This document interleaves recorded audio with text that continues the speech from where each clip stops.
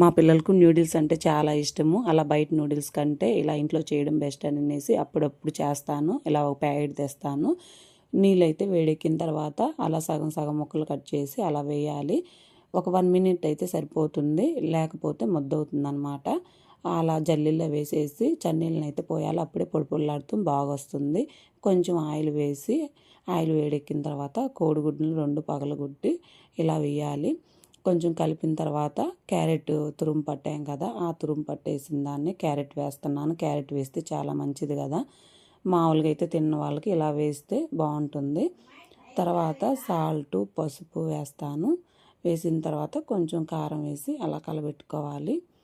కలబెట్టిన తర్వాత న్యూడిల్స్ మనం ముందుగా రెడీ చేసాం కదా, ఆ న్యూడిల్స్ని వేసుకొని ఇలా కలబెడుతూ ఉండాలి.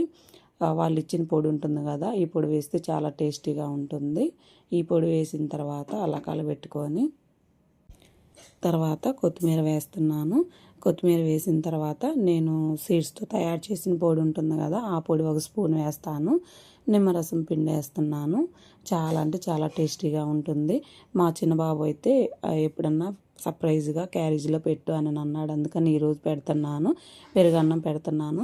ఇలా బయట ఫుడ్ తినే కంటే కూడా ఇలా పిల్లలకి అప్పుడప్పుడు ఇంట్లో చేసి పెట్టడం బెస్ట్ కదా అని అనేసి ఇలా అప్పుడప్పుడు చేస్తాను.